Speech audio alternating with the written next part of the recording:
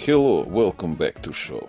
To find us, you can go to facebook.com/greatsra and minds.com/same rules apply. Enjoy show.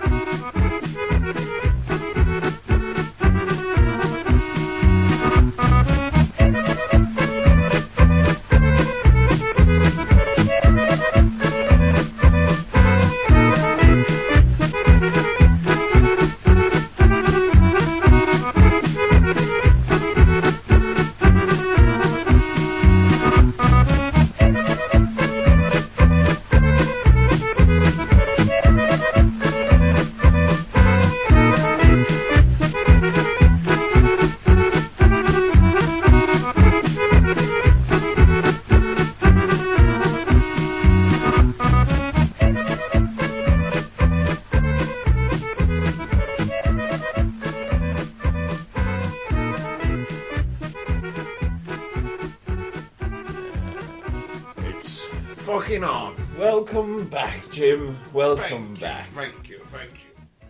Wonderful to have you back here. How was Stockholm? Stockholm was in a hurry. As always. Oh, well, I've been to the Swedish capital for about a week. Almost. Doing some sightseeing. Going to do some business meetings. But the business meetings didn't work out? No, they cancelled. Oh, they fucking cancelled on you. That's beautiful. How long before you were supposed to have them did you get the cancellations? Oh, about a month. But I still had the flight tickets and the hotel room. And... No, but I mean, when did they cancel on you? When you were up there? No, a month ago. So they cancelled on you a month ago? Yeah. But I still went. Did you have to pay for the hotel and the flight? Yeah. Balls. I was going to do that anyway, so... Well, I mean, why not? And then what happened? You went to some slaughter or other? I went to a black metal festival, and I was going to do a ton of museums, but I only did like 2. Alright, which museums did you go to? I did go to the Mediterranean Museum. The Mediterranean? Yeah. Do we have a fucking Mediterranean museum in Stockholm? Since when? We do. It's rather small, but you have this some Roman Greek statues and a lot of Cyprian. I don't fucking know. You have a lot of artifacts from that mentioned island. Yes, from Cyprus. And now Cypriotic. Yeah, and now they also had an Egyptian exhibition. How do they have an Egyptian exhibition at a fucking Mediterranean museum? Because Egypt is down at the southern part of the Mediterranean. But it's fucking Africa. Yeah, but well, it was there. All right. I don't really... Yeah, for fuck's sake. You remember... I photoed this to you. You remember the John Anthony West and Graham Hancock stuff about the stone urns that were found by the pyramids. The pyramids? Saucer. I've seen those. The carved stones now. That's fucking awesome, dude. So, and they are hollow. They are completely hollow. They are not just drilled. So it's not just a hole. It's a hollow. It's a sphere inside of it that's empty. All right. And you see that one, that really small urn. No, that is insane. It's like this thick. Like half a centimeter, maybe. Yeah, maybe half a centimeter. I don't know. Well, that's an inch. Is just fucking. It's very thin. Quarter of an inch, maybe. I don't fucking know. So it's amazingly thin.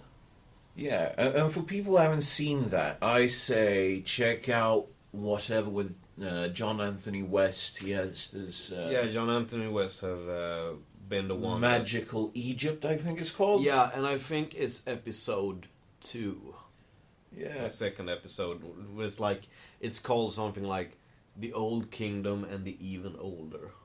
The Old Kingdom and the Even... That's... Called something like Yeah. And apparently you can get a pull start on your dish... Oh, so I've been to the Mediterranean Museum, and it was really funny. And for anyone that is going to go to Stockholm and are around those parts, it's pretty close to the Parliament and stuff. You can sneak in to the Mediterranean Museum and go to the toilet for free. All right. It's worth a heck of a lot of money for that tip. Yeah, I can imagine. Usually, I lived in Stockholm for like a year, I think it was. Whenever I felt the need of nature, I went into the old town and found myself an alley. Once I was at, you know, the pub that every poet, every singer-songwriter... Monk or something. No, Gyllene Freden. The Golden Piece. Oh, okay. Every time I've been there, it's been winter time. And whenever they close and kick us out, and I step outside, drunk as a fucking skunk, it's always been some snow falling down. And I've always been grasped by Bellman. There's a lot of times where I've actually started singing old Bellman songs when I exited that pub. It's a magnificent pub. You should check it out. Oh, I never was there. I visited this really small restaurant in the old town. There was like 10 tables. Ooh. And it was a heck of a place. You know, they had this... It was pretty fancy dishes in that sense. And you got them in like 5 minutes.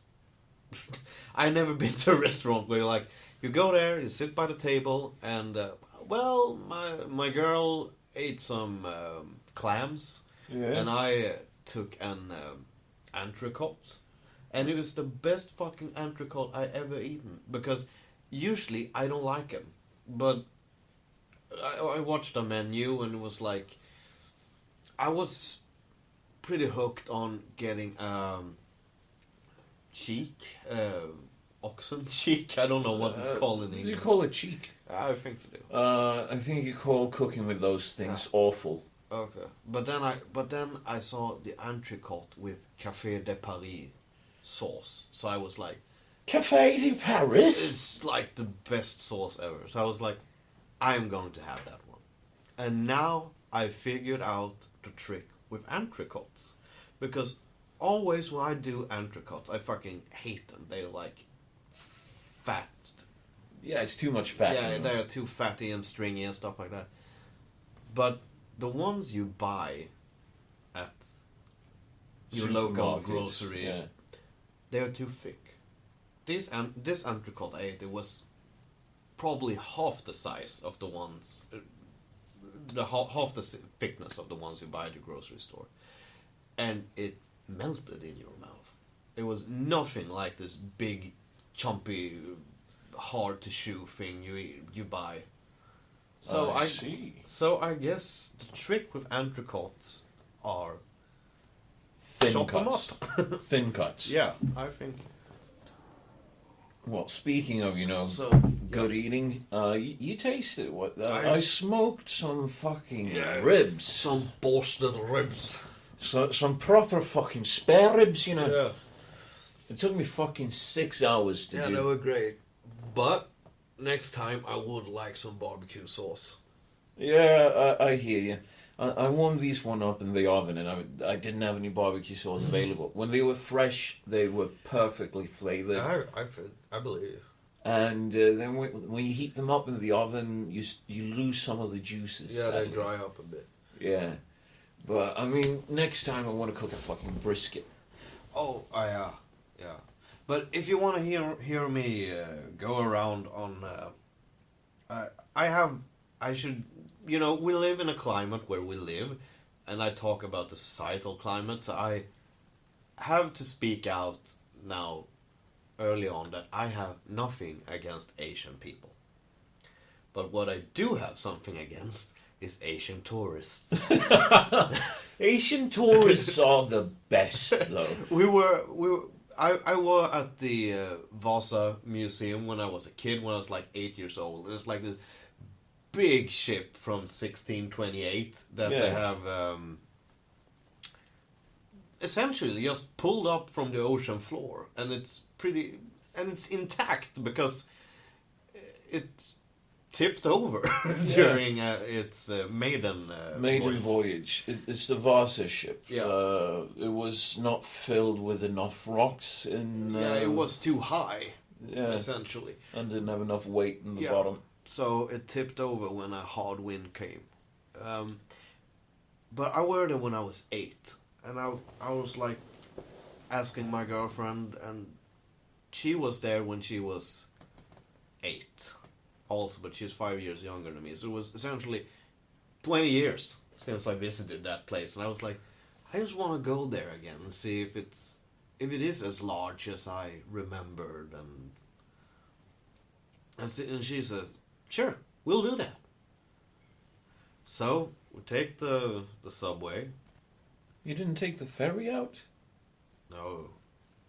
Taking the ferry out there is the best. Maybe. I didn't know. We ate at a fucking restaurant out there. Oh, those are expensive. Yeah, they are expensive. And but that was not that expensive, but it was the weirdest, funkiest tasted French fries I ever eaten. I can swear on that cooking oil had to be at least 2 weeks old. Oh, that's fucking really disgusting. Because they were not old tasting. They just tasted strange. I don't know. What kind of cuisine was it? Was it like just general Swedish? Come here and eat, and Swedish meatballs for all the tourists. They talk English to like everybody that entered, and when they heard you talk Swedish, they were like, "Oh, thank you." But we got into the museum, and I'm a history buff, so I know plenty of history. So I'm like, fuck the guided tour, let Jim guide. So I go from monter to monter with my girlfriend and tell her, oh, that is like that, that is like that. And each monter, where we were at, you had like half a minute until this Asian tour guide showed up. Really, you know, in Sweden we are very, very... we are very circle based. We don't like when people step into like half a meter of us. Oh yeah, the personal space. Yeah, we are very important on that, and I can get that somebody from Tokyo wouldn't know about it. No, they don't. But I walked up to the monster, I was pointing out, I was showing, oh, that's an old musket that they pulled up from the ocean floor, and you know, when they fired those back then, blah, blah, blah. I was talking like that to her. And then the Asian tour guide followed. And another Asian tour guide. And another Asian tour guide. And all of these Asian tour guides had like 20, 30 of coughing Asians with them. And they were all yelling and running around with their fucking selfie sticks. And do you know how long a selfie stick is? And they were... and I'm just going to show with my body, but they were running around and swinging around, swinging, so, you know, just passed over your head, and we're like, "Fuck!" That was a nightmare going to that museum with all of those really worked up, psyched up tourists because they were so happy, they were so excited, and they ran around and ran around and ran around and talked and screamed and screamed. Vasa ship, and I couldn't stand it. It destroyed so much because I got so fucking irritated. and the ship was amazing and like stuff like that. And I had a chance to talk to my girlfriend about the Swedish Empire. Ah, yes, we used to be empire. And we how- was kings. And how Gustavus Adolphus conquered half of Germany, and then fell for a bullet in the fogs of Lützen. It's quite a tragedy. And she was really impressed, because she didn't know anything about that.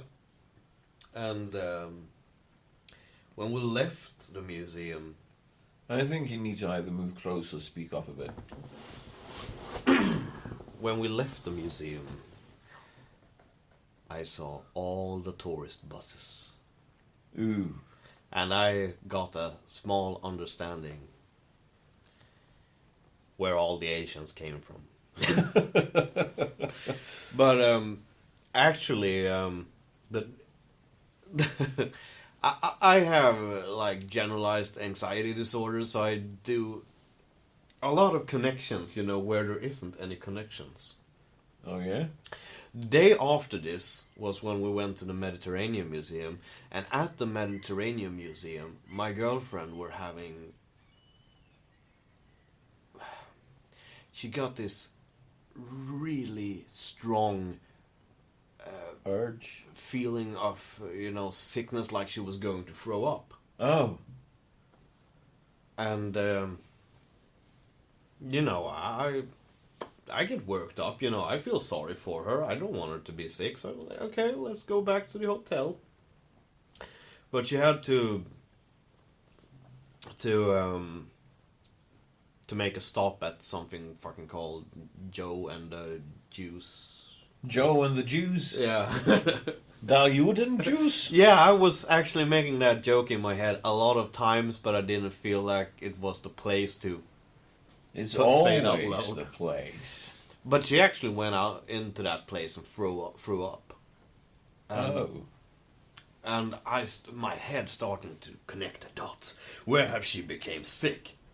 Oh my god, it's some fucking Chinese virus, like the fucking SARS virus. Oh no! For like 5 minutes, this just went around in my head. She's got the bird flu. Yeah. She's got the bird flu. We are going to die.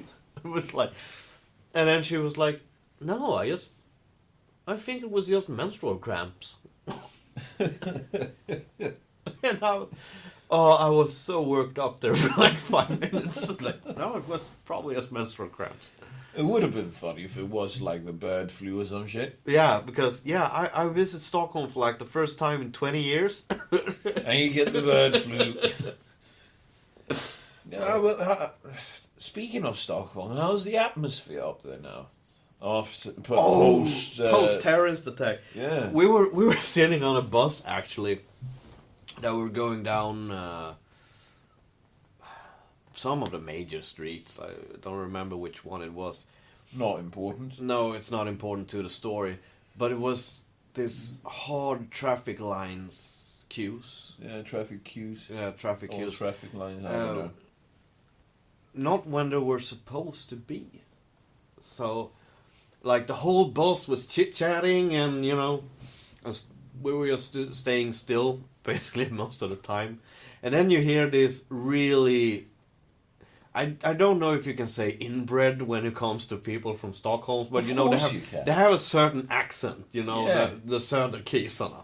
And Yeah, here yeah. it is, and he and his alcoholic friend, they're both Pissed out of their mind. they're so fucking drunk, and they're like 50 years old and obvious bums, sitting at the end of the bus and like, oh, has there been another terrorist attack now? I think actually the Texas twang is a very close one to that accent. but I tried to transform, and we're like, now it was like, fuck, have there been another terrorist attack now? And it was like joking to each other, and the whole bus just went quiet. Oh my fucking word. But it took like a minute for people to start talking again after that. Everyone is checking their fucking phone. Yeah. It's like, Yeah, what? probably. Wait, what? They probably were. But it was just hard traffic. But I visited the place of the terrorist attack. And Yeah, you sent me the picture that a child had drawn with, but I can with a make lorry. an introduction. So the place where where the people died, there were big, I guess you say like plywood. Like a board. Yeah, boards is probably the right thing to say. What they have A wall. put up for people to write on and leave flowers on, and some people have even have started writing on the ground, and there are nice things there. It's like, oh, I miss you. You were innocent, and probably the one that struck me the most was not at Åhléns where It hit. yeah, where it hit the building, but earlier up the road where another victim died. Somebody had just written on the ground, "We just wanted fucking peace," and that struck me a bit. But up at Åhléns, there were this kid that had, well, based on the drawing, it seemed like a child had done it. Yeah. Had painted or drawn a blue truck, like the truck that Was used. was used, and had written on the side of the truck "cold beer," and they were not. It was not put with on the board. It was stuck between where the board ended and the wall of Åhléns started, so it was like shoved in like it had hit the building. It was really, it was really bad taste in all possible ways. Let's hope it was a child. Yeah. Oh my fucking! But how was the general feeling up there? You know, in the streets, was there any paranoia or something? No. I Just don't back think to so. basics. Yeah, I don't think it was any paranoia. I for sure was more worked up, I think, because, you know, you were not using headset. Everywhere fuck I go listen to some music. Yeah. But I didn't. There, I didn't have any headset on me because I did want to hear the engine roar. But yeah, there was this one time actually where there were this sports car with a really Loud engine. yeah, loud engine that burned or something like that. That drew a lot of attention. I can imagine. That's also very poor taste. Yeah, and I have actually told my girlfriend about it. Like, fuck, what does these people have in their heads? Because that is the point, you know, of using trucks as a weapon in terrorist attacks. It's because they not want to kill a lot of people. It's because they want people to be suspicious of each other. Because you can't trust any truck, any car, anything that's fucking parked on the side of the road. Everything can start hunting you. Well, I mean, there's a simple solution, and I'm not speaking about camps. I'm not speaking about camps. Don't ever tell me that I suggested camps. But there's a simple solution, and that is to make sure that people are returned home and that we create safe zones for them to live in closer to home, which is possible with half of the budget that Sweden is putting on migration. Wasn't it like... I think you shared like an article now where where they showed the amount of money, just the administration for sending out the money 300 to the municipalities. 300 million Swedish crowns. That's about $30 million to make it easy. Just a bit more, like 32, 33 million. Yeah, not all that important. No, but I just want to make even more money. Yeah. No, I mean, that is just the money that is used to administrate the shit. No, not even... Just on a state level. Yes. Not on the lower level of the municipalities. That costed 300 and maybe $80 million. And that's just administration, and then you have the money. And this Swedish national economics guy, Tino Sanandaji, he shared something, and he was like, yeah, we in Sweden, we're a strange kind of people. Because instead of feeding the needy, giving them food, water, education, a place to live, we pay about 4 times as much to house one guy in a luxury hotel and feed him, clothe him, and educate him up here. And we tell ourselves it's the humane thing to do. Yeah, but it's really crazy sums of money. One guy in Sweden is, I think it is 4 or 5 families in the close-by region to where they fled from. Oh, that wouldn't surprise me at all. A 250,000 Swedish crowns per person in Sweden is, the average cost on the absolute bottom level of what you need to have to survive. No. Yeah. No, I earn like less than that, and I survive. Same here. I don't fucking even earn money yet. But, just had to get rid of that. No, but I mean, anyway, this is a sick thing. I mean, we keep on telling ourselves we are a humanitarian superpower.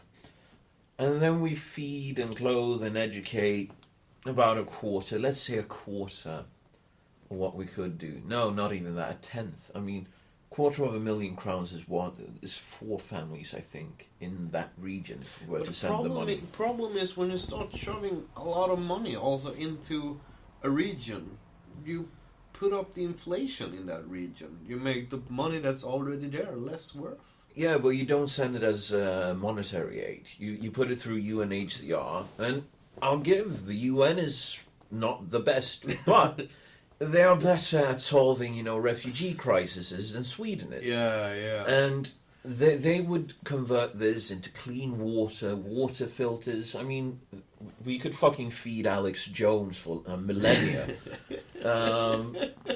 Food, you have teaching material, you can send down, teachers to teach out, this is how you teach children to read and write and do math.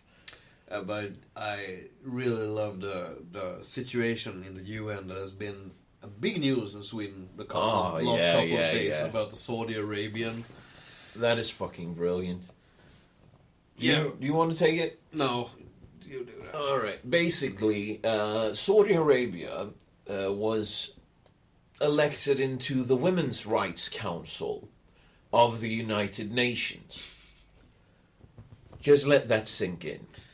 The Women's Rights Association of the UN is spearheaded by the Saudis. In Saudi Arabia, you're not allowed to drive a car if you're a woman. You get whipped as a punishment. And in connection to all of this, just a bit of story, Sweden's government claimed to be the first feminist government in the world, and we have a feminist international politics. Yeah. Blah, blah, blah. At first they lied to us, because they started to talking about, because when Saudi Arabia is elected, like, the leader of the Women Council, even Swedes woke up and said, like, wait, did we vote for this?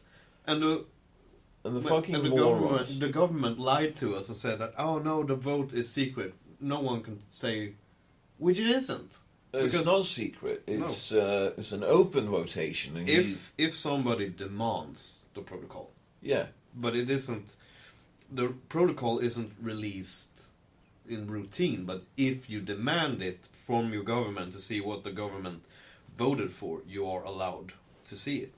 Yeah, so anyway, they lie and they say it's a secret votation, and then numbers started sipping out from the UN, especially from foreign news sources, which is where I got most of the information from regarding this. It was 5 or 7 nations that didn't vote. They put their vote down. Yeah, and all the others were positive. Sweden was not even one of those that gave up their vote. But this is from Swedish media, because I don't know what international media have reported on this, but according to Swedish media, there were no way of saying no, because the countries that were put forward to vote for was just, okay, check, check, check, check.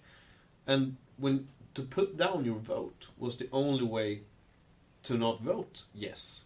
Well, I don't know if this is bullshit, but this was what I read in Swedish media. But. Well, first of all, you can stop that during the process of, nominating countries to spearhead these sort of foundations. It is very easy. You say, no way, Saudi Arabia can't do that. But here's the fucking deal. Sweden wanted the observer place in the Security Council of the UN, which they got. And it seems like they campaigned for it on tax money. Yeah. It doesn't seem that the campaigners raised money from, people who wanted to support the campaign, but it seems like they took tax money to do it. Yeah, and not only that, one of the countries that said, let's get Sweden in there was Saudi Arabia and Saudi Arabia's allies. And Sweden, just during the recent 5 years, or even 10 years, there's been a bunch of scandals.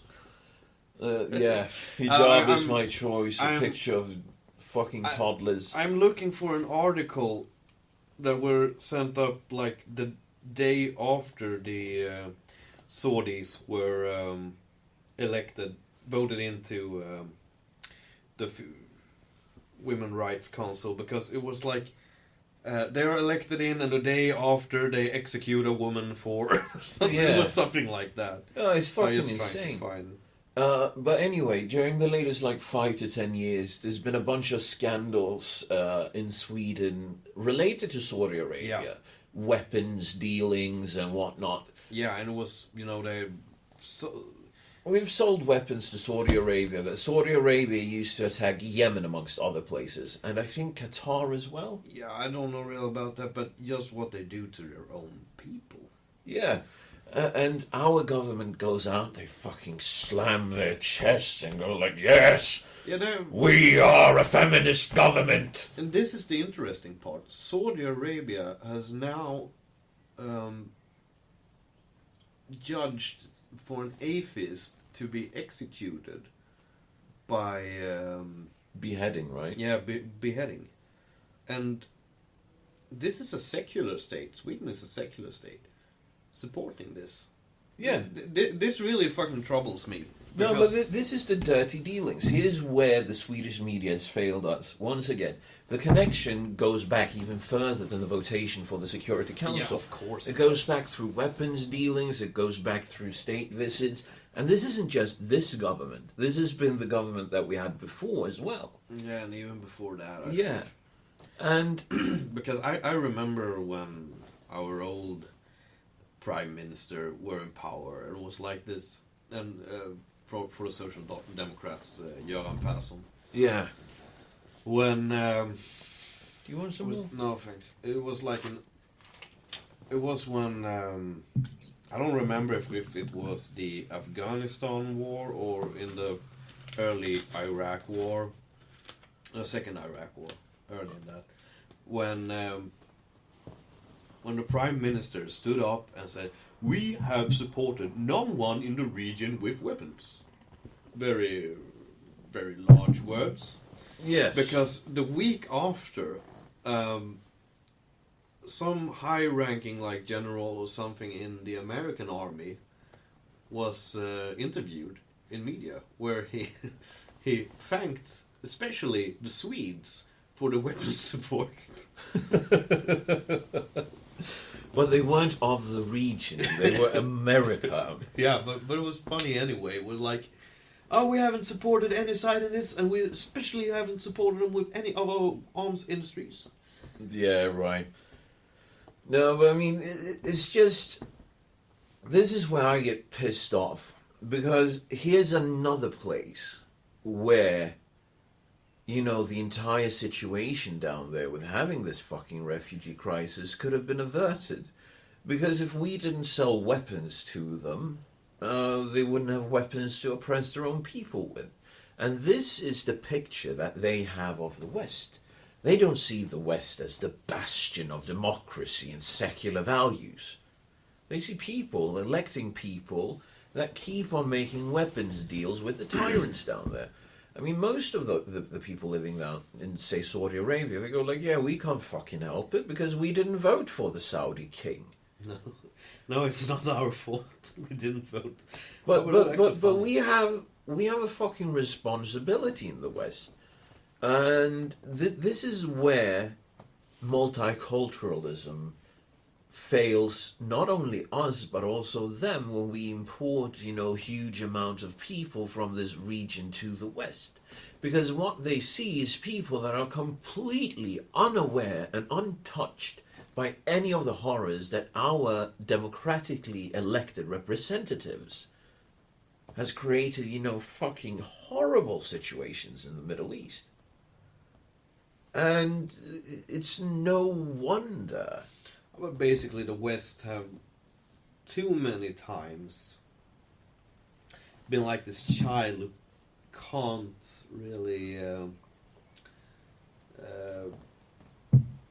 really keep their fingers to themselves. Yeah. When it comes to that region, because we have poked too much there. Yeah, but I mean, and supported side after side, and then like, oh, now we don't support them anymore, and yeah, and everything is a fucking failure. It's these fucking globalist policies that keep on failing us.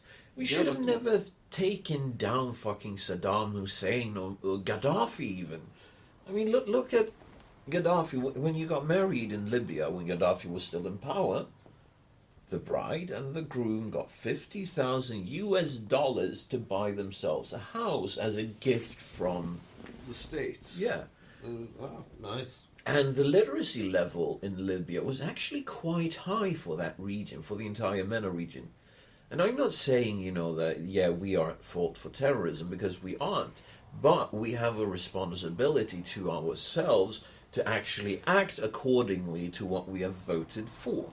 We have kept on voting for internationalist, globalist, fucking power-grabbing swindlers, in many cases, and warmongers. And then we say, yeah, but now that we have, caused this war, we need to take care of them. No, we don't, because when they come here and they see the population that they think are at fault for their misery, there's no fucking way that they're going to want to integrate and be a part of our society. They see us as a society of fucking hypocrites. That is actually a pretty interesting thought, because I haven't seen it in that way before. Because when they come here and they feel like somebody actually owes them something for fucking up their home. Yeah. No, it makes sense. If that is what they're thinking, I don't know. I mean, you obviously have some shit that stems from, their holy scriptures, and I use the word holy lightly. But there's some obvious clashes that comes from the Western people not thinking before casting their votes. But I think we have gotten used to this system that never really anything horrible happens to, because everything horrible, and I mean horrible, like big wars. Yeah. The last 70 years has been for. We have just seen them on our TV screens. Yes, especially up here. Yeah. Over 200 years without being involved officially in an armed conflict. Yeah. We haven't seen conflict here in generations. And I think that sort of sets the mood in people, and also in the guys in power, because when your life is not at stake, you tend to be more bad in your consequence analysis. Calculating. Yeah. And I don't know really, but I know when it was, I guess you say May Day, 1st of May. May Day. I were in May Day. Yeah, I were in Going Stockholm down. as well, and the word is, because I'm not an idealist. I think it's bad to be blinded by something as stupid as an ideology. Yeah, I think it's real bad, but on my way to the airport, I stopped for a while on this bridge. I know which bridge that is, by the way. I've been standing there smoking and ashing at people walking below so many times. And under that bridge went demonstration by Antifa that were there, some anarchists, and syndicalists. I guess you even call them in English as well. Yeah. And you could separate them apart, but they were going as a mixed hoop. I don't know. Yeah, they sort of create the collective black bloc, so to speak. And my girlfriend had no clue what those people were, and I started to talk about, and I could feel the tension on the bridge because we weren't alone. There were like 100 people up there, and I was like, these are really fucking dangerous people. They are violent. They are dangerous. They are aggressive talking to her, and you could see the other guys on the bridge like looking at him at me like disagreeing. But it started where the syndicalists marched, and these are, I don't know really how you explain syndicalist ideology in that sense, but they are basically sort of communists. Sort of, but it's a decentralized communist system, which is an oxymoron. I think that's what you call it. But it was amazing because they walked and screamed their chants and their big flags. And they are also the people, I think I know where you're leading this, they're also the people that says, there is no organized beggary in Sweden. Yeah. Give money to beggars. Yeah, I will get to that. And they were walking, they were chanting, and there were people in this really fucked up hippie clothes that walked there. But there were also people actually in suits, clean-shaved guys walking around and screaming. And I think they were trying to get pussy. Or they were trying to... Most likely. Were trying to be funny. Because they were... When you saw those guys, they didn't fit in. you could see that in their eyes, sort of. Because they didn't have the aggressive look like the other ones. Because they were like more relaxed and like, yeah.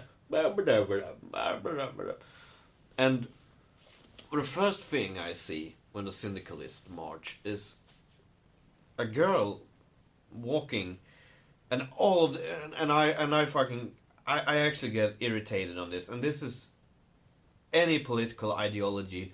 When you take your children and 2, 3, 4-year-olds, they were going. The mothers were walking with fucking strollers with the kids in the demonstration. That's fucking disgusting. Yeah, and that is not so fucking smart, because sometimes violence. Actually, it shouldn't happen, but sometimes violence erupts during demonstrations. Yeah, especially with those guys around. Yeah, and the last thing you want there is a fucking 3-year-old. Yeah, no, these people don't think. These people are usually completely fucking out of it. Yeah, but I think it was really funny one saw it. Unresponsible. Yeah, unresponsible. And I'm not the judging type in that sense, but because I'm not so fucking... I'm pretty unresponsible myself, but I don't have kids, so I get that. I get free stuff. But yeah, and there were this girl, and this was early in the train of people. Yeah. Walking with this bag on her... hanging over her arm. Hanging over her arm. And I see a pink ribbon, and I like... Fuck, I know... I've been to that store, and it's called Hunkemöller, which is this really fancy lingerie store. And I have seen my girlfriend drooling outside of that store. So you have communists walking with something that's really cheap. Yeah, something that's really cheap and exclusive, and I was starting laughing to myself early on there, but then the most funniest shit happened. And this were hundreds of people marching around screaming "Antifascista!" Oh, yeah. The fucking fake Italian bullshit. Yeah, they were running around screaming that, and like social justice for all were signs they had. Ugh. And into this train, some, I don't know how you put this politely, but some foreign beggars. Gypsy beggars. Yeah, gypsy beggars. I don't know if gypsies are the right term. I these don't days. give a fuck. But these beggars showed up, like walked into the middle of the to all the people and started begging for Please, money, please, please, put in cup, put and cup they were money. just totally ignored. You know how it is when you see a large, like 10 people walking In a row. yeah. And you see something comes up in the middle, and it comes just this whole separates. room. They just Yeah. separate, and this poor beggar stood there like, please, please. And it was just this young female, actually. And young females is probably the only ones you should really support with money, because they are sent in forced prostitution. Yeah. So even I would have a heart there, you know, this young girl. No, but Because I know about people in Gothenburg, actually, that girls that are like 17, 18 years old have been forced into prostitution because they couldn't earn enough, you know, begging money. And actually we have probably a case of that in the town we are living in right now. And that is some gossip I have, actually. But by what store? Billy's. Oh yeah, Because it would have been a like 17, 18-year-old girl begging for money there. And the police caught wind of a rumor that she were going into toilet with older gents. And the rumor were true. The police have found out now. that is fucking terrible. That is fucking terrible, because that is forced prostitution. Yeah, and this is only possible thanks to the European Union, thanks to Schengen. Yeah. It's fucking brilliant. But yeah, we have some other fun stories, actually, from the town we live in. Yeah, but I just you got to want tell to- you something from across the weekend. You know Carl, the actor guy? Oh yeah, fuck yeah. I know. Yeah, he was at, you know, like an end of the run party for the play that he's been playing. And the playwright, she's also an author, and she has written this book that the play is based on. And she won the August Prize, I think, for it. Nice. And she's up for nomination for the Swedish Radio Book Prize or Drama Prize or something like that. Yeah. And she's in the jury for some other award or something. I think that's one of the prizes. And she was speaking with Carl, and she was like, yeah, I actually feel really sad because there are these bunch of smaller publishing firms, and some of the authors there are real gems. Yeah. And Carl was speaking, and then all of a sudden he was struck him by the thought. I know a guy at one of these small publishing companies, which is you. No. So he brought you up, and she was like, yeah, no, that sounds cool. And he explained a bit about the book, because you are fairly nihilistic. He had an easy time, you know, remembering. And he gave her your blog address. Oh, fuck. And That blog is just whining. Exactly. He read some of the stuff from your blog. And she was very fascinated. She really enjoyed it. So she took your name. She took the company that is publishing you. Yeah. And she wrote down the book name. So I don't know where this might lead. Neither does Carl. No. But but this was fucking great, because my blog is something like no effort at all, and because it's like I heard this. It's really great in that sense. It's just pissing out of the ass. It's like the blog is just me being moody, and you can see that also as well, because many times I just like, I don't have the the stamina for writing this today. It's just like it's just me whining about shit. No, but apparently she when Carl read it, she was like, yeah, I like this guy. He seems interesting, and she was looking forward to reading your book. I am interesting, actually. I'm very interesting. So if you're listening, yeah, you should check out my other stuff, the things that I put effort into. yeah. I mean, come on, it's a big effort to come here and talk some shit with me. Yeah, but I'm just whining here also. I wouldn't say that you're whining. No, but I mean, I don't know if it will lead to anything. I could hope. Yeah, same here.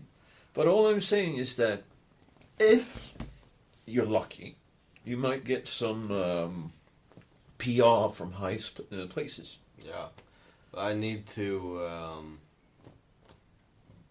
I need to send her my book. She can't pay for it.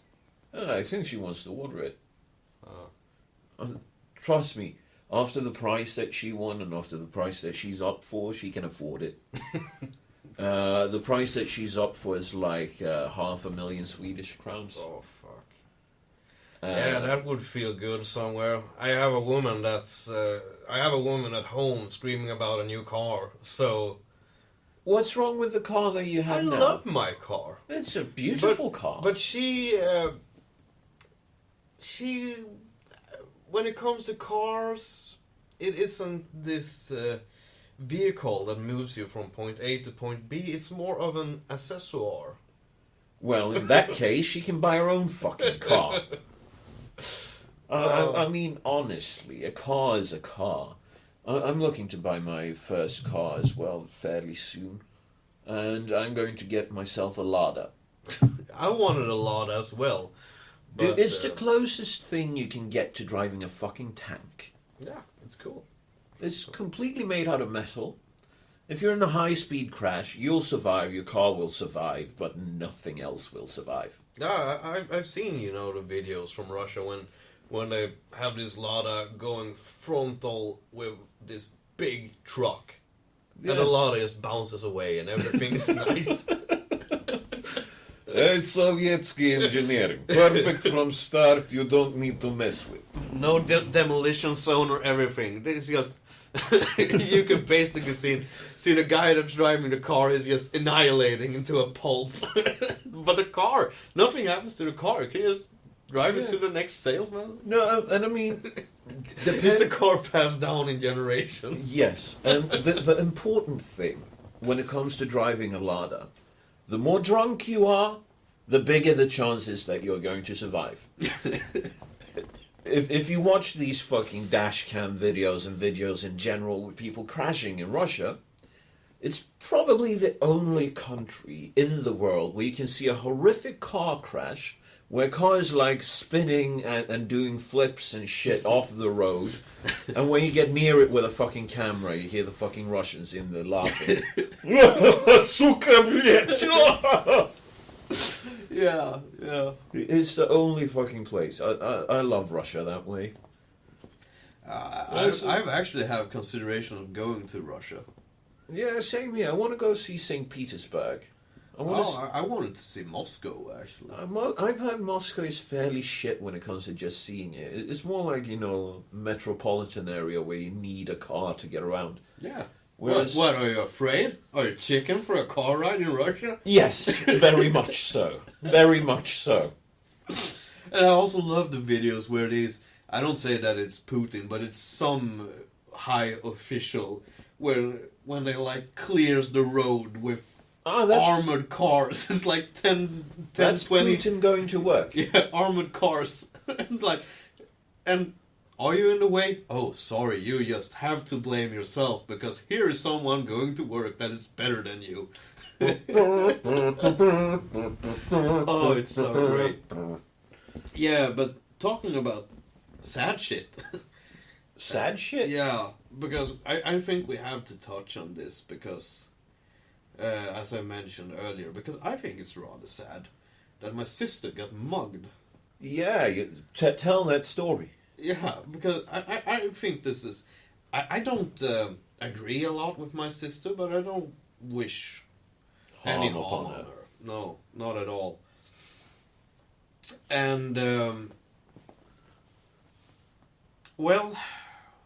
She was at work. She was at work, and she works in the economy Sector. Thank you. Oh, And there were this guy buzzing on the door wanting to get in, and my sister went down, opened the door, and there stood this Arabian guy shouting about paper, paper, paper, at the same time as he pushed and punched her. Not drunk punch, but you know, he was shoving her Yeah. into a corner. And my sister has muscular nerval problems since a car accident, so she can't, you know, lift more than like 4 kilos with one arm because she got this pain in her nerves. I don't really know how it works. So she isn't really able to put up a fight. No. And he pushed and shoved her and snatched an ID card for the company, which can just be Revoked. yeah, revoked in like 2 button clicks, and a cell phone. And Was it a personal cell phone? yeah, it was a personal cell phone. Oh, that sucks. And so it wasn't more, but it is a really sad accident because she's pretty traumatized about it.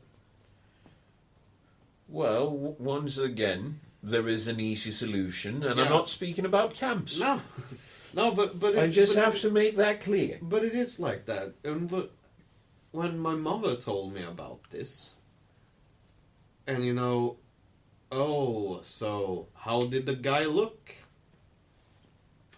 And I'm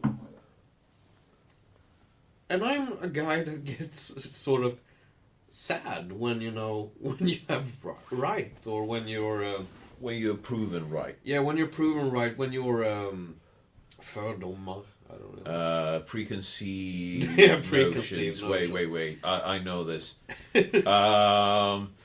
Prejudices. Yeah, when you're prejudiced, and it's like when you meet somebody that's from. We always have this joke in Sweden, at least, that people that are from Finland, they cut people with a knife. Well, there's They a stab reason people. for that rumor. And then you meet a guy. You know, oh yeah, I've been to jail for stabbing someone.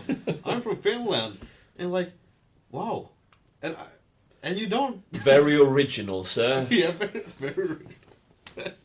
Oh, but you meet people like that. That are sort of self-fulfilling prophecies, or Yeah, no, they are a walking, talking, and breathing stereotype. yeah. It's on the fashion to kill people with knives in Finland. Always have been, always will be. You can't get away from that. It's sort of like pedophilia and Catholicism. Yeah. You can't get away from it. Yeah, I'm thinking about. I started to think about something else that is like that. But yeah, I saw this clip. Yeah, like, about where the, you know, where the Pope is standing up in front of his Pope throne, and this little black gangster kid walks up and jumps up at the Pope throne and like, yeah, I could sit there. And in the comments, somebody writes, well, the reason Pope was so cool is that it's his boyfriend. It was like the 7-year-old kid. oh, so the Pope is a coal burner? A snickerlicker. Oh, but it's funny like that. I love those slurs, by the way. Snickerlicker? Yeah, you know, coal burner. No. You know what those Yeah, I means? know those, Yeah, good. but You never know. I'm too lazy to, you know, use funky language. I just use those slurs here. I can't really use them in real life. Because you're not in the States anymore. No, there's just no opportunity. I mean, on the occasional weak moment, I want to start, humming on the intro song that I've used for the podcast, the latest the latest episodes, because of different reasons, and I can't really do it because that would be bad for those reasons. Very bad for those reasons. No, I mean, so it was this Arabian guy. And your sister, she's now on sick leave, right? Yeah, because she's a bit traumatized and of course, and needs to get back on her feet. She has problems sleeping and shit like that. It's really sad because I think she has enough to row around when it comes to her fucking tremendous pains that she suffers. Perhaps she could benefit from medicinal cannabis. Oh, wow. Yeah, you go that with her. You go that around with her. She's like... You don't go any round with her. No. You give her like a brownie or some shit, and you don't tell her until like an hour after she's eaten it. How do you feel, sis? She doesn't even take... is it called like Peptosoids? When when you get the... Pepto-Bismol? Yeah, Pepto-Bismol. She doesn't even take that because she's like scared of... I think she's scared at least of medications.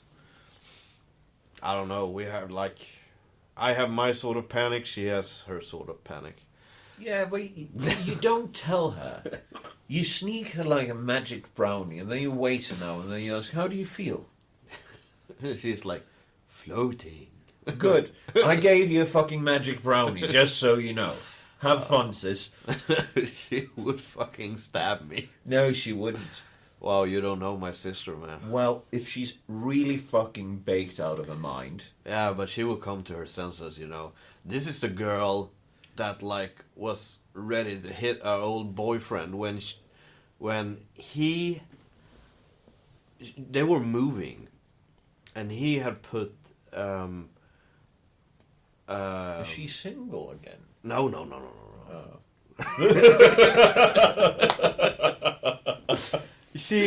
This guy had put down a moving box where he wasn't supposed to put down a moving box. So somehow it ended up that my sister, she didn't break a nail, but she like bent the nail. All right. And thunder did rain down on him. She is fucking super aggressive. I used to be a really, really mean big brother. Well, you're supposed to be if you're a big brother. Yeah, I guess you are. But it was so fucking funny because we used to be on the Swedish West Coast a lot when we were kids, and they have these what the fuck is it called in English? Maneter. Jellyfish. Yeah. They had a lot of jellyfish there. My favorite occupation as an 9-10-year-old was taking this and just throwing them on my sister or squishing them in my hands and like rubbing it into her hair and that is quite like mean. That. Yeah, showing stuff like that. I've done a lot of shit. I remember because I've seen on TV, how you can eat them. What? Eat them, chew No, them. no. This is another time. I've seen on TV how you can just drool and suck in the drool again. So I was brushing my teeth, and so I had a large amount of foam of toothpaste and shit like that in my mouth. So I thought, I could do this really, really long and drop it into. I just fucking make a big spit of toothpaste and saliva in her face. I did that to my younger brother, actually. We were at war with each other, me and my brother. It was actually a horrible time. It's fun to think about sometimes, but, we couldn't be in the same room. Mm. It was fucking savage. It didn't matter. Anytime we were in the same room, we were fighting. I remember we We got, pellet guns. Yeah. Airsoft. And he accidentally shot my pinky toe once. And I just went fucking bananas. It was one of these toy ones, so they weren't really strong, but I just cocked it, bang, cocked, bang, cocked, bang. Never fucking shoot those at me again! You fucking motherfucker. No, but oh fuck, we did so much shit. I guess they're called like cloggers. Tofflor. Clogs. Yeah. I think. Wooden shoes. Yeah, think about the Netherlands, Holland. We have those in Sweden as Clogs, well. I think. And I like threw one of those in her face. And she was like 3 years old. What the fuck, Jim? Oh, my dad that day. My dad. He has quite a temper. He did that day as well. And yeah, you have done shit like that, like taking her teddy bear stuffed animals and rub them in your ass and stuff like What that. the fuck? I was a fun big brother. I wasn't nearly as horrible to my siblings. Kind of wish I were at some points, but me and my brother, we had our occasions. I mean, there was this one point where I discovered that it was funny to sort of push him with my belly. What? A belly shove, Oof. Yeah. And this one time, I got this fucking 100% knock on him with my belly. He just fucking flew like 6 feet to the ground. He made a backward somersault on the floor. And then he was lying there, just a look of fear in his fucking eyes. I can remember that. Yeah. And he completely lost his breath. And I did this in front of my mother. Which was dumb, maybe. Oh, I wasn't the happiest camper that evening. And although me and my brother, he was quite tolerant of pain after a while because of me. But, he started talking with me again. And when I spoke to my brother, my mom was like, don't fucking speak to him right now. Don't. Just don't. But yeah, sure. I remember my sister weren't too nice to me either. But I remember one time when I was walking around in my underwear. And we had this... our vacuum cleaner was not, like the one you have on the floor when you pull it around after you. Yeah. Because we had this centralized thing in the basement. So we had just holes in the wall where you just put in the tube. Oh. So it was a strong as hell vacuum cleaner. Because, it should reach from the basement to the whole house. And she started this one. Going. And just pull it to my balls. I fucking knew it. And you hear the sound. And the pain. And she just runs away. And, when you start to pull such a strong vacuum cleaner, it sort of feels like your balls will come with you. Yeah. So you have to turn it off. And when I got that one off, I started chasing her. And I don't know, I don't run in like a 90-degree angle, but I don't know how I did, because I was reaching after her, and she shoved a door closed after her, and my throat got stuck in that. So she's like... with the maddest shove, shove she the door. Almost cut your head off. Yeah, it was like, I remember, the wooden frame just like hitting me like that.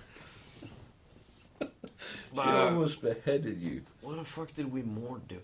Yeah, I remember like taking a piss in the cat's litter box. What? Yeah. And blaming her because she was 4 years younger than me, and I was like 8 at the time, so she was 4. So my parents wouldn't believe her when she started to like, no, I did not. So I did shit like that, blaming her. I remember taking a bite of every fruit we had in the fruit bowl. Yeah. It's like, oh, my sister did that. No, that one is classic, you know. Like, oh, but I remember taking a piss in the cat's litter box. My parents don't know about this yet. And my sister absolutely not, and I will never tell them. Well, I mean, my silence can be bought. You are aware that this is going up on the internet, right? Yeah. But I don't know. What more did we do? Perhaps I should find her on Facebook and send her. She doesn't a have link. Facebook. She doesn't have Facebook? No, she had it for a while, but she was like manager, or I don't know really what you call it, for this this club for economy students, and she removed her Facebook after that because people were contacting her all the fucking time on her private Facebook, so she said fuck it. You gotta speak up a bit. Okay. Yeah. Fuck it. Fuck it. We're going live. But yeah, I tried to remember more shit we did, but It's no worries. we did a lot of shit to each other. We were, and she and I, when we got older, I was always the guy who got the blame because she screamed the loudest, and as my dad said, she was the hardest one to listen to. So it was easier just blaming me. Like, now I can go back finishing my beer. I think I know when my brothers and my sibling rivalry started. No? I think he was 2, I was like 6. No. I had fairly long hair at the time, and he had just started talking. He was like, Fred, a hug. Yeah. I was like, yeah, sure. And he just fucking grabbed my hair, and he didn't let go, and he just fucking yanked it all around. And ever since then, I know. I think our sibling rivalry started, when we started to discover that the shit that she was good at, I was bad at, and the shit I was good at, she was bad at. So we had this sort of jealousy for each other's talents. I see. And that is always shit when it comes to siblings, I think. Because I have so fucking bad motor skills. I the other day I was going to take money from the ATM. Yeah? And like holding my hand, oh, okay, put in the card, cracking the code. Wait. Okay, the amount. And then I held Your wallet? No, my hand outside of the ATM machine. And the money comes out, the card goes out, and I am supposed to take the card and the money. And like, boom, it hit my hand on the side of the fucking ATM where my hand shouldn't even be. Like, I'm fucking 28 years old and I don't have my motor skills. Yeah. Well, I mean, you are sort of working from a disadvantage from a few years ago. Yeah. Yeah. But I think it's earlier I than that. still want to see that X-ray. Yeah, so am I. But I haven't got it. Because when I cracked my skull, I haven't seen... I didn't even see the X-ray back then. I haven't seen the X-ray at all, actually. You should demand to have it. Yeah, because it was in the computer when I was doing checkup CAT scan a couple of years ago.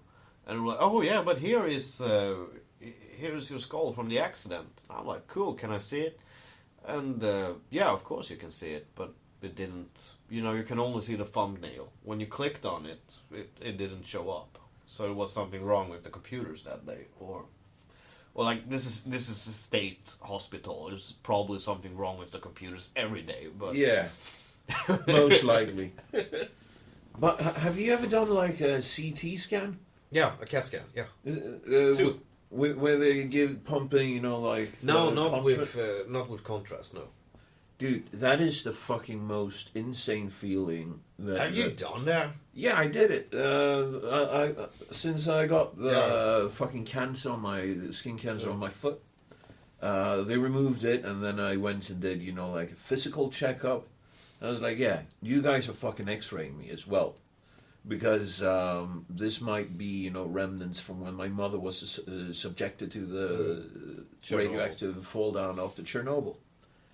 I went there, and you know that it's radioactive that they put into your body. Yeah, you're I not know. sort of you're not allowed to be near kids like 10 hours. Well, the new contrast is a bit different that way. Okay, because I remember It's not a radioactive isotope. Okay, because I remember the old contrast. You weren't allowed to be around children after consuming it.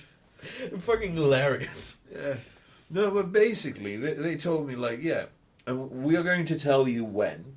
But when we inject you with a contrast, they put it into. I had to drink it as well. Yeah. Fucking disgusting. But they were like, yeah, when we injected it into your body, you're going to feel like a warm feeling starting from your throat, and it's going to feel like you piss yourself. And I'm like, okay, well, I mean, fuck, I would be scared as hell. Do I piss myself? And she's like, no. I was lying there, and she was like, yeah, we're going to inject you with it now, so lift up your arms. And I had to lie with my arms straight up on my back.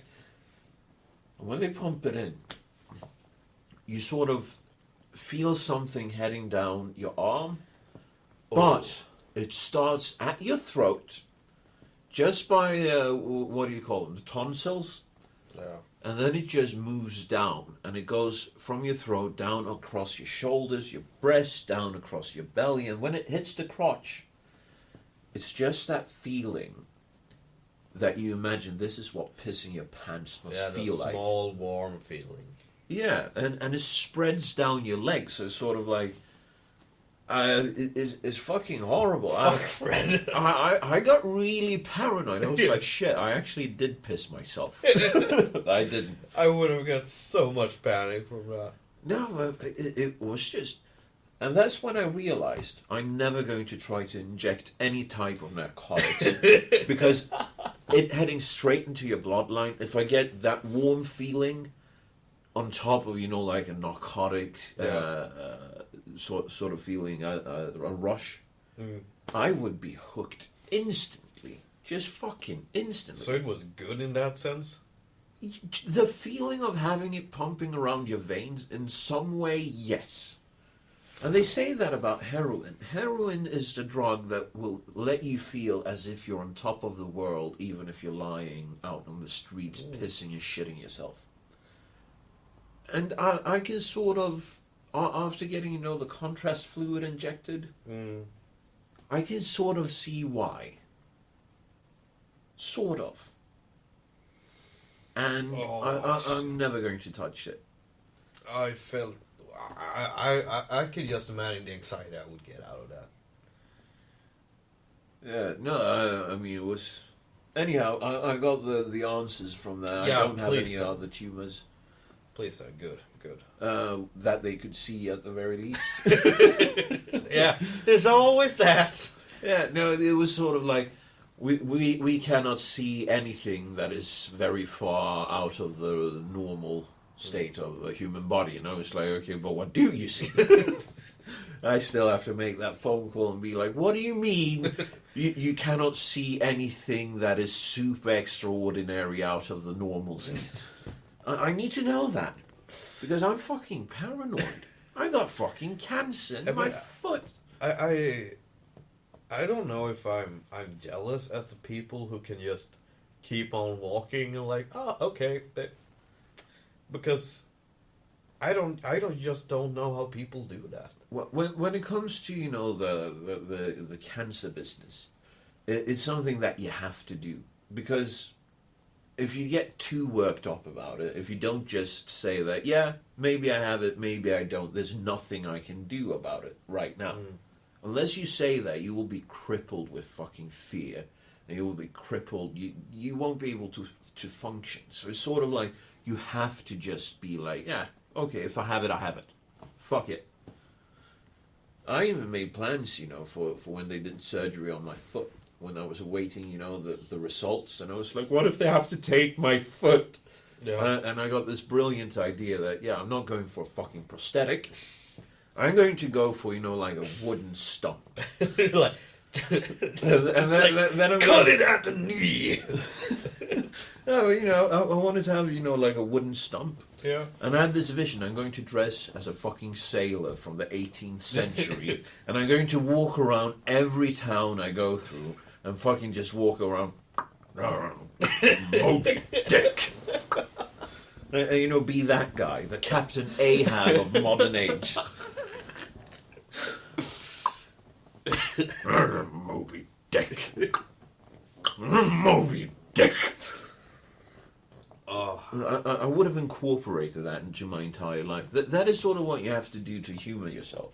Yeah. You have to find, okay, worst case scenario, they take my foot. Fuck.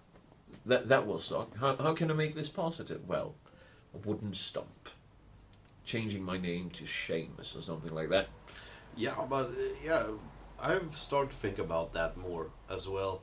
I don't know when I would put it in practical sense of my life, but I have started to think about using the cards you were given instead of moping about the cards you were not given. It's like, because I will never get the experience of being 7 foot long. I will not. Neither will I. No, but you always have those stuff.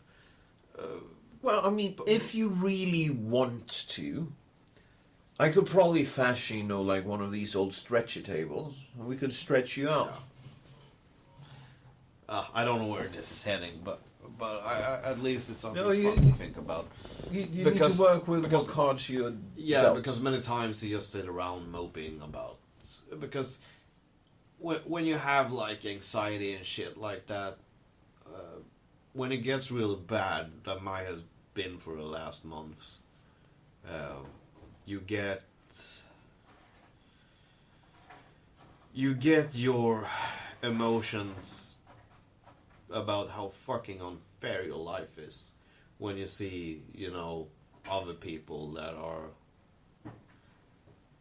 just going on with their lives. Oh, I got a promotion at work today. I met somebody new, and I can fucking travel the world without being fear of anything. Or I don't know. I don't have a lot of words for this, but I think it's pretty to the core what I'm saying. But because sometimes the enormous amount of unfairness just hit you, and it takes up such a part of your life until you're Well, until you that's something new. Yeah, until you can tell yourself that, come on, it's your life that you're going to live, not somebody else's. Yeah, move a bit closer for when this. I have to see this. I have to see this. Yeah. I'm also going to have to see this. Bear with us, people.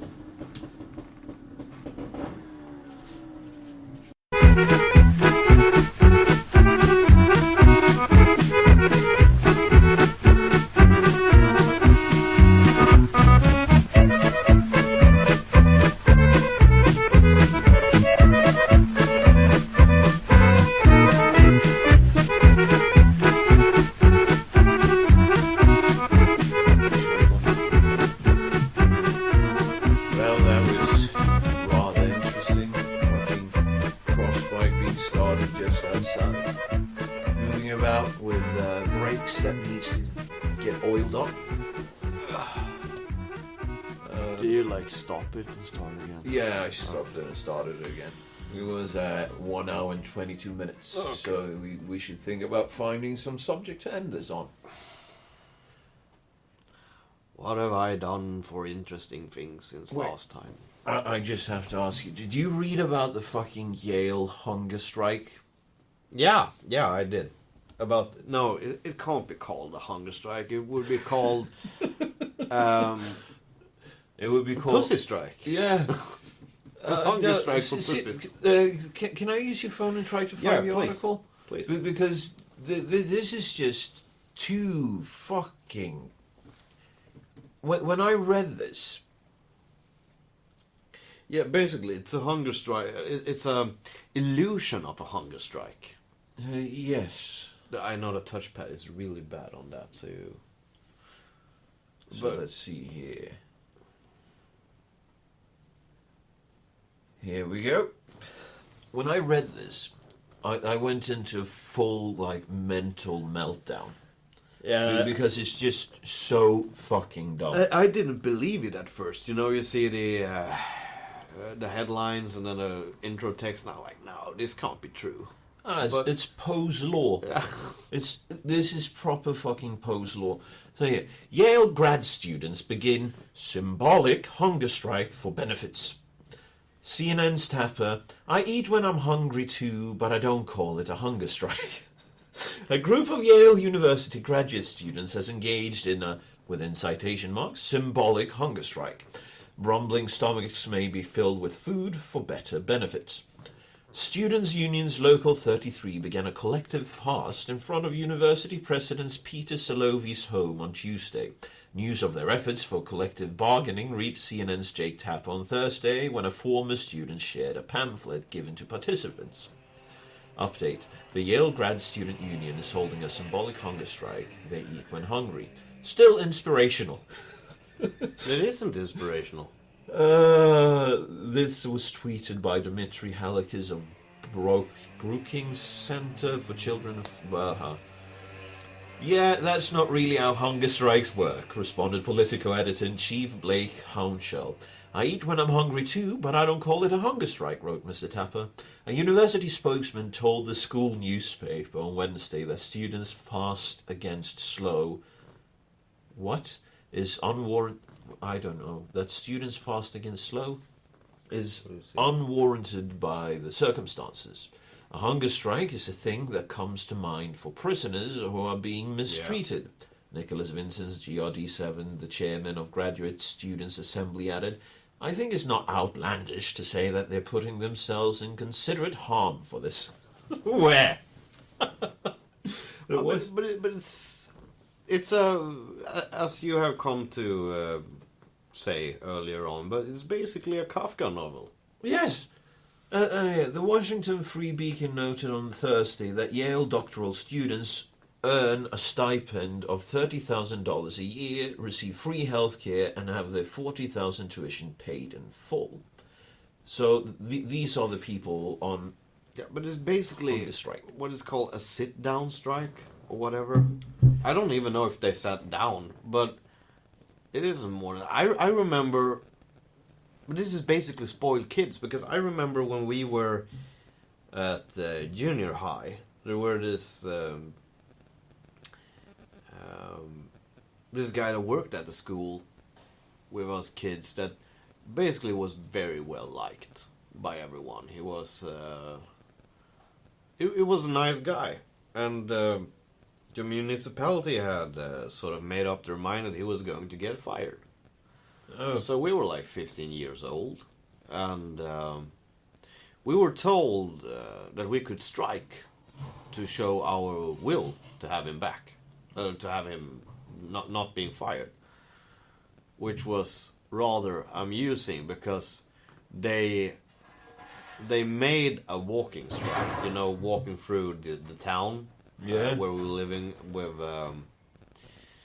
banderoles and stuff like that. Yeah. Showing our support.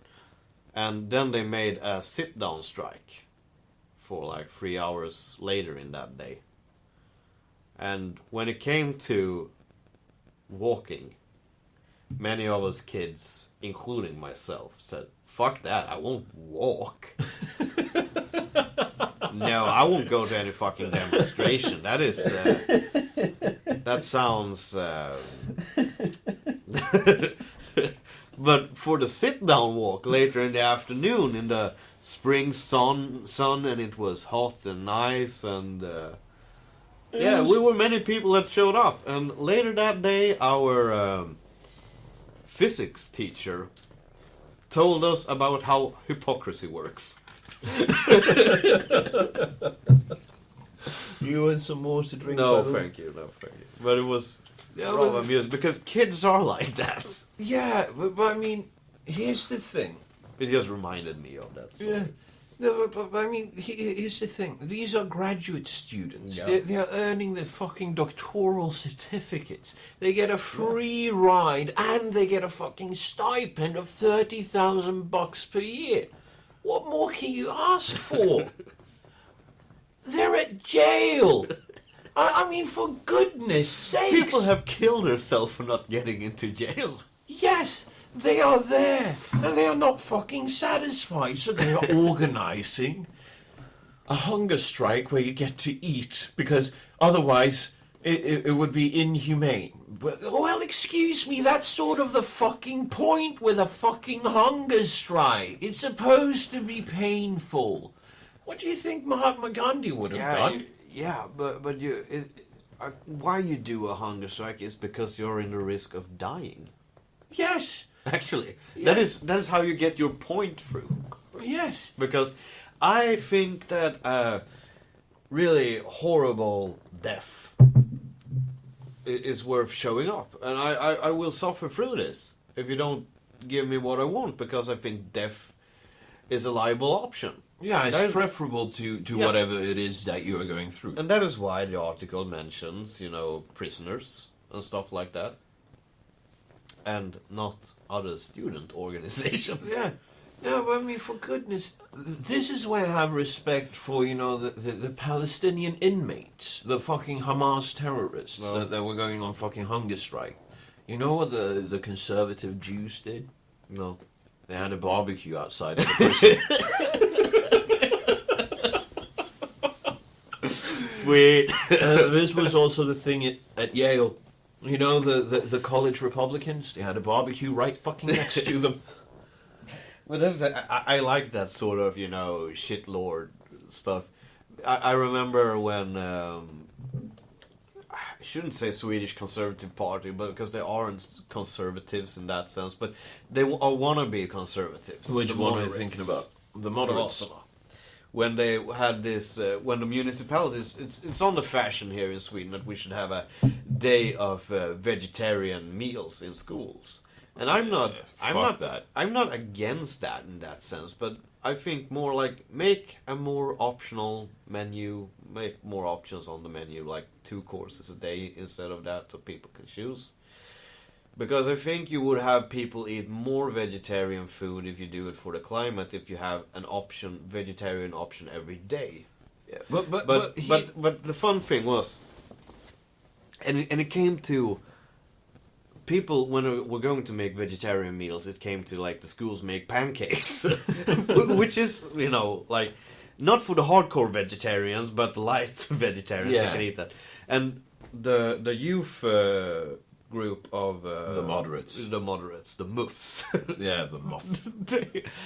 they like ordered like 1,000 cheeseburgers from McDonald's, different McDonald's all over the country, and went to different high schools and like giving out cheeseburgers to. Yeah. No, that is fucking brilliant. That's the way you garner support from other shitlords. But that is funny. That's funny shitlording. No, I mean, it's like speaking of fucking vegetarian day, I was attending this year.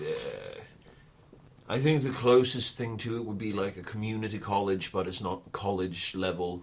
Folkhögskola, we call it in Sweden. that is a very special Swedish thing. It's basically very artistic.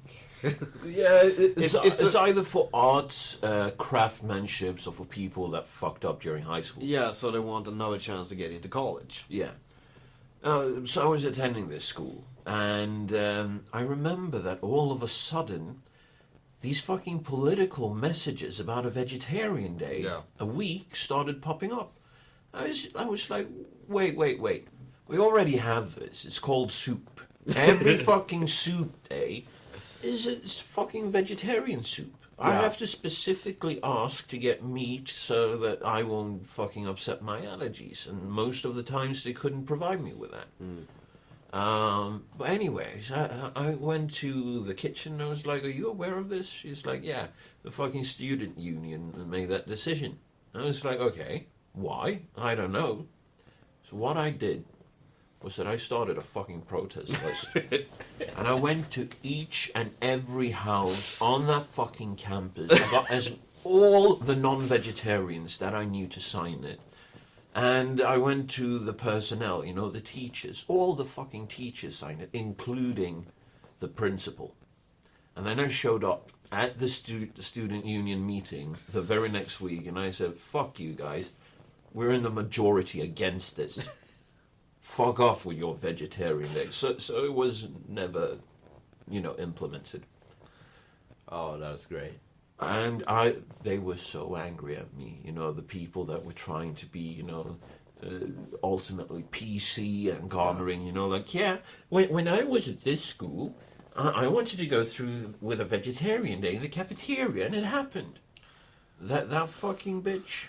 But she was so fucking mad with me. But majority is majority. If you want democracy, I will give you democracy. Exactly. That is exactly what Hitler did, actually. Yes, Yeah. in a sort of roundabout fashion. But he was like, okay, I will destroy democracy with its own weapon. And he did. Yeah. And I think it's a good story. It is a very good story. Oh, shit's absurd. Yeah. But I think that is a good point to end this episode on. Yeah, absolutely. We do have about 10 minutes of material in this that we can use, and I'll just fucking cut it together with the fucking with motorbike. music. Yeah. And we should meet again this weekend and record another one. What do you think? Yeah. I think we should start doing like twice a week or something. Thursday. Yeah, we will take a look at that. Yeah. I'm moving here this weekend. Oh. So, yeah, it would be wonderful if you could pop by. We'll see. My girl is working at the weekend, so... Yeah, that's perfect then. Yeah. All right. Until next time, people. Fuck you. Music today is by Makeshift. To find us, you can go to facebook.com/greatsra and minds.com/same rules apply.